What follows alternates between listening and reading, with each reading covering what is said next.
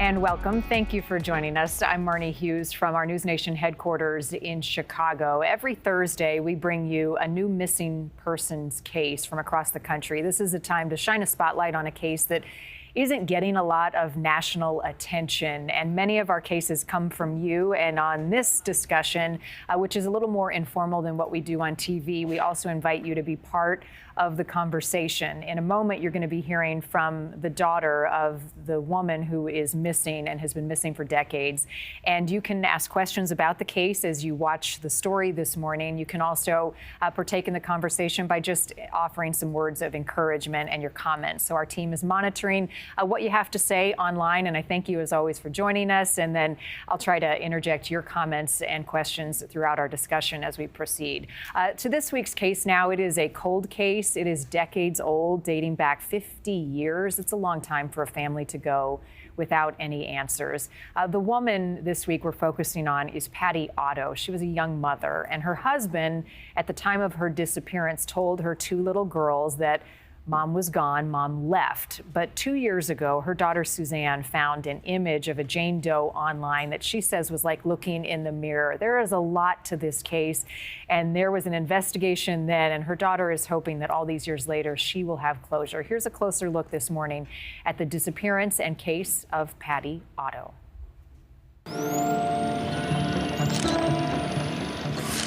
For more than 40 years, Suzanne Timms believed her mother, Patty Otto, had left her family for another man in 1976 when she was just 3 years old. But she was haunted by a fight she'd seen between her parents the last night she ever saw her mother. I was scared because I could hear upstairs there was crashing and sounds and yelling, and my sister's 5 and I'm 3. And I'm curious, so I crept up the stairs, and my mom and dad were having a physical and verbal fight, and my mom hit him in the face and my dad hit her back, and then he put his hands around her neck, pushed her up against the wall, and drug her out of my sight. Her sister Natalie told her at the time her mom would come back, but her father, Ralph, said Patty was gone for good. He told family and police in Lewiston, Idaho, that his wife abandoned them. Police began an investigation. After a search of the house, Ralph claimed investigators were harassing him and complained about it to friends at a local bar. Dad goes into his regular old bar that he's been drinking in for years, and he's telling them that he'd like to get rid of this Captain Ayler who's harassing him, and that the bartender had previously said, if you ever need to get rid of somebody, I know people because I have connections. He was just trying to be cool. Ralph took him up on it, but that hitman turned out to be an undercover police officer. Ralph Otto was convicted of attempted murder and sentenced to prison, and died 5 years later. But on July 28, 1978, while Ralph was serving his time, a woman's body was discovered buried in the woods in Portland, Oregon. The description of the body was similar to Patty's. Police in Lewiston sent Patty's dental records for comparison. But the day before those records were being prepared to go out, another body was discovered in Oregon at Finley Creek. Lewiston police were told Patty wasn't a match, but could her body have been that of the Finley Creek Jane Doe? The Finley Creek Jane Doe's identity remains in question even today and is also the subject of several Facebook posts. Suzanne stumbled across one of those posts 2 years ago, and it changed her life. And I run across a unidentified Jane Doe forensic image, and the image is such my face that it literally pulls me out of bed, and I'm like, why would someone draw me as an unidentified Jane Doe? And I read the details, and it describes a short Caucasian blonde female wearing red pants and a white blouse, found 2 years after my mother disappeared. And I'm like, this isn't my face. This is my mother's face. Suzanne began searching for articles on the Finley Creek Jane Doe and made another shocking revelation. So she saw in a newspaper article the name of one of the hunters who had found her, and she recognized the name as her husband's grandpa. So she said, I think my father-in-law was there when the body was found for Finley Creek Jane Doe. So within the week, he went out to the site to see if he could remember all of it. And he said, yeah, I went right to it. And it looks, there's more growth there, but I remember it like it was yesterday. Suzanne believes the Finley Creek Jane Doe is her missing mother, Patty Otto, but she has no body. Oregon State Police closed the case in 1990, sending the remains of the Finley Creek Jane Doe to be cremated. A few remains were never found: her hands, an arm, and a pelvic bone. In the last 2 years, cadaver dogs have caught a scent near the gravesite, and Suzanne is hoping to find resources to sift through the woods for that missing DNA. Nobody so far anywhere has been able to extract DNA from cremains. We're just at this point where I'm begging somebody who has to have the information to be able to solve this case, because otherwise it leaves me with what? The hope that I think I found her? I think I'm not the only one who needs closure. Her parents are gone. My sister's gone. But I'm still here.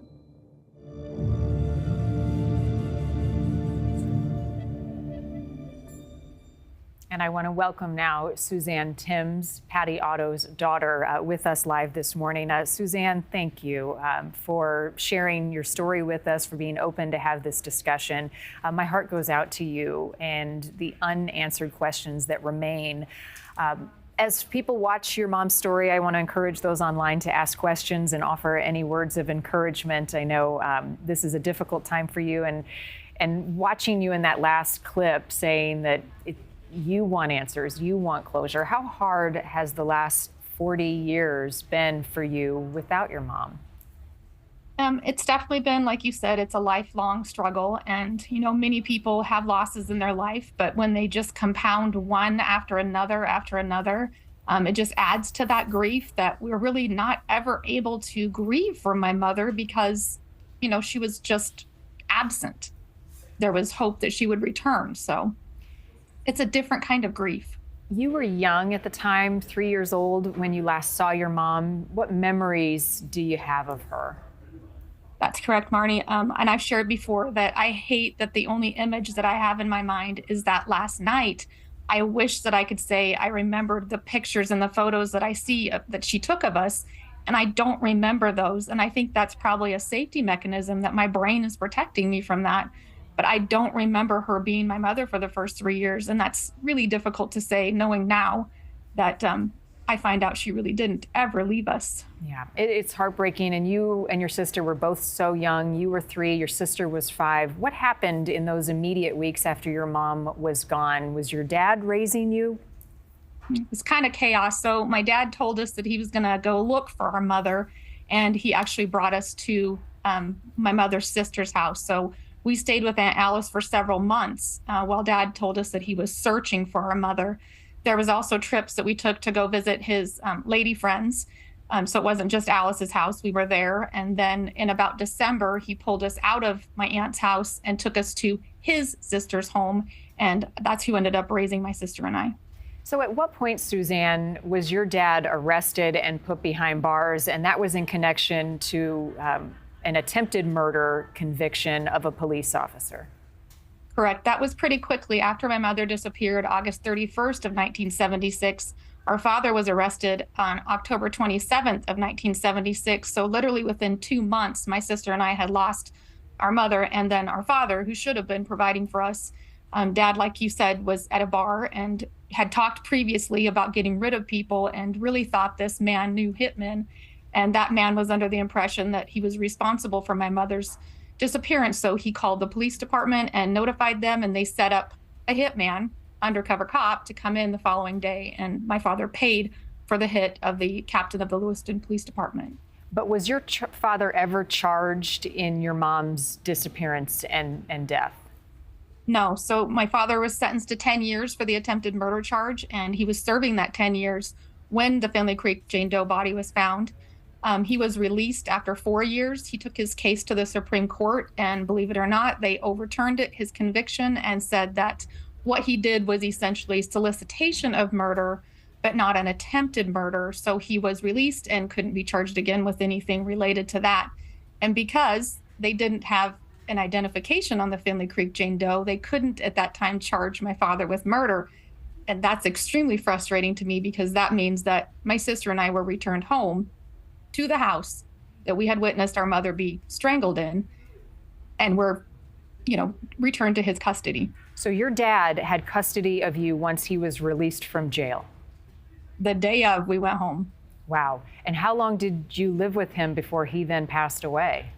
So that didn't last very long. My father was extremely depressed and drinking very heavily. And it was only about a year that we were living with him that he decided he was not capable of caring for two young girls.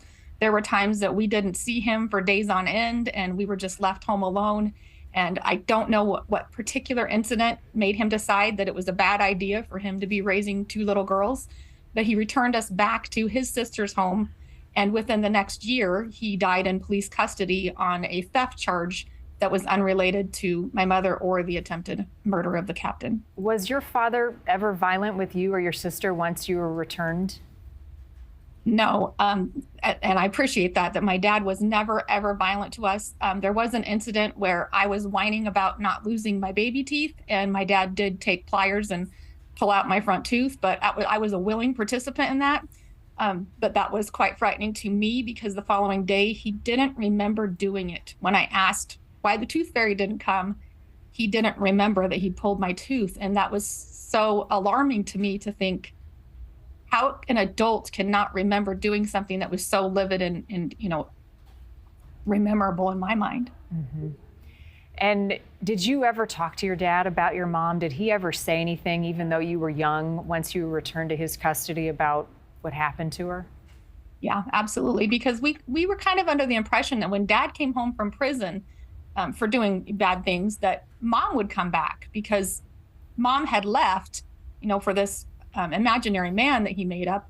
And we were under the impression that if dad is home, now mom will come home. So we kept asking why mom hasn't come home. And my sister point blank asked him, "Did you do something to her?" And he said he would never hurt her.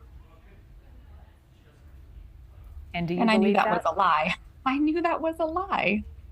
How can I unsee what I saw? If he would never hurt her, why would he put his hands around her neck? Why would he hit her in the face? How old were you at that time? At that time that happened, I was 8 years old. I remember that very clearly. Wow. Oh, Suzanne. So all these years later, your sister is no longer with us. Is that right? So that's correct. My sister was heavily into the investigation and wanted to find the location of where our mother was and really believed that she was out there alive. So she kind of launched an investigation into my father's death, which was suspicious in police custody, thinking that they were trying to cover up what happened to our mother. So Natalie was heavily involved. She'd gotten the entire case file. We had it all laid out. And unfortunately, in 2006, my sister passed in an accident on a boat. It was a carbon monoxide poisoning accident, and her and my brother-in-law and my nephew, whose birthday is today, he would be 30 years old. He was 12 years old at the time, and he had a 12-year-old friend with him, and they all succumbed to carbon monoxide poisoning, and they died together. Suzanne, you have been through so much and so much loss. I'm so sorry. I know it's not easy to recount all of this, but you do it because you're hopeful, that you're close to answers, that you're close to closure. Let's talk about the investigation and this Jane Doe. Familiarize us with the timeline when this Jane Doe and two Jane Does were found, one in Finley Creek, that suddenly you became aware of that this might be your mom. So in 1978, I was unaware that they had found two bodies in Portland. What we were aware of was that my grandparents had flown out to Pendleton, Oregon to view the clothing of a Jane Doe that was wearing red pants and a white blouse. That's the same clothing that my mother was last seen in, according to my grandparents, because mom had come to pick us up at 11 p.m. that night. So we knew there was a body that they had looked at, and that the Lewiston detective was so sure it was her that he actually flew them out at 1 o'clock in the morning on a private plane. That's how sure he was this was my mother. And within 8 days, they get the notification that the dental records don't match. What we did not realize until we were actually found this Jane Doe in June of 2021 was how close these two Jane Does were found together, less than 30 days apart. In Portland, Oregon, they find a body on July 28th. And less than a month later is when they discover the Finley Creek Jane Doe. What we believe has happened is Oregon has confused these two Jane Does as one, and that my mom was never properly compared to the Finley Creek Jane Doe. And we actually have documentation that shows when the medical examiner rules her out, his reason for ruling her out does not match what can be seen in the autopsy photos. How can they explain that? And how do they explain it? Are there any investigators who were working the case at that time that can answer for some of the ambiguity in the investigation now? Everybody that was on the case back in 1978 is no longer with us. So the new investigators who were handling it, Oregon State Police actually has the case. They are invested and they want to help get closure. But unfortunately, the previous administration that did destroy the evidence and that did fail to properly identify her are no longer around. And I also think what happened is it's a small county, like a very small county in Oregon. So that county kind of reached out to the next county saying, we have a homicide. What do we do with this? They were working with Umatilla. They said you need to contact Oregon State Police. So Oregon State Police come in. And what happens with this is this failure to document when one department assumes the other department is documenting and nobody's documenting anything. It's very interesting to note that my grandparents flew to the crime lab and viewed these clothing and they had a perfect match, but none of that's written in the case file. Because who was responsible to document? It's kind of like they didn't know who was really responsible for this case. And then it just gets forgotten. When they discarded the body and destroyed the evidence, it completely got forgotten. So it sounds like in your mind, Suzanne, you have no doubt that this was your mom, but what you lack is DNA proof. Is that still attainable? And that's correct. They want DNA evidence because they can see there's clearly so many errors in this case. The state of Oregon says to have a real 100% sure identity, we need DNA. So as we know, there was a pelvic bone, 2 hands, and an arm that were not present at the autopsy. That means those bones were drug off by animals before my father-in-law and grandfather found that body in 1978. The crazy part of the story is the fact that my father-in-law can take us right to the site in this rural area, and the dogs are telling us, yes, there was a body here. Where are those pieces? I mean, look at that forest. Are we going to find these pieces of her 46 years later? If that's all I have to be able to bring my mother home, I will be out there sifting that forest every day to bring her home, because this is just not right. It's not right to leave my family and I hanging like this and to say there's no proof. Yeah. Suzanne, I think in every one of these cases, it is always remarkable, and it is something that I find very comforting, that for families like you, there's this world of social media and all these people who follow your case, who support you. What has that lifeline been for you as you open up Facebook pages and you talk to people about your mom? How does that piece together a broken piece of your heart? Well, as you shared, Marnie, I lost my mother and my father and my sister, and we didn't discuss that I lost my son as well in 2013. Those losses are things I will never get over. So it is huge to me to know that people like Mel Jetterberg and the Finley Creek Task Force picked up this case when they have no relation to the Jane Doe or to my mother, and that they, as volunteers on their own, invested time and resources to give these Jane Does a name.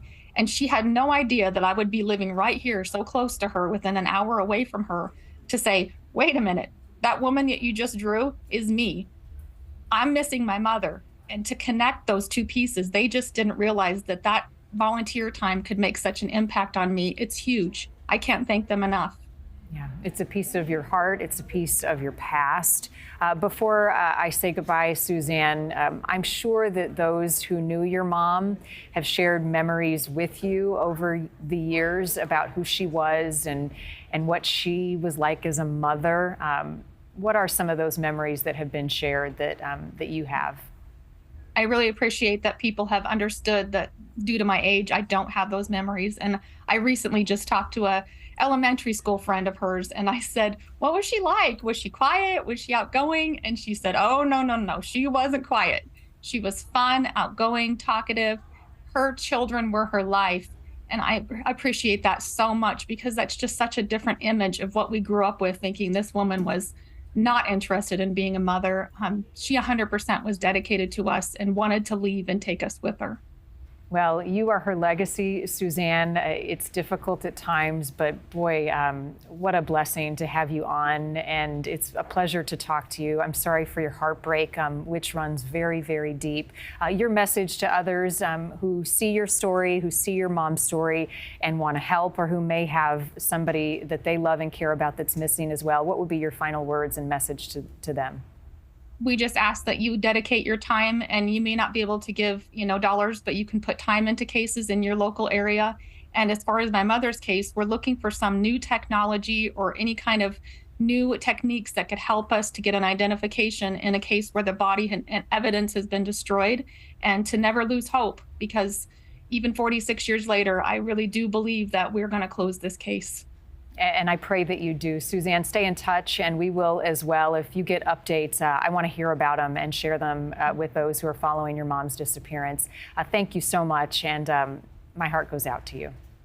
Appreciate it. Thank you. Thank you. And if you have any information about the Patty Otto case and disappearance, you can contact the Lewiston, Idaho Police Department, that number on your screen. Many of the cases that we cover, just like Patty's, come from you. So if you have a missing person case you think that we should know about and our team should look into, please send it to us at newsnationnow.com/missing. And you can also send us your tips through our NewsNation app. As always, thank you for joining us for this important discussion. As always, we appreciate it greatly. I'll see you back here next week.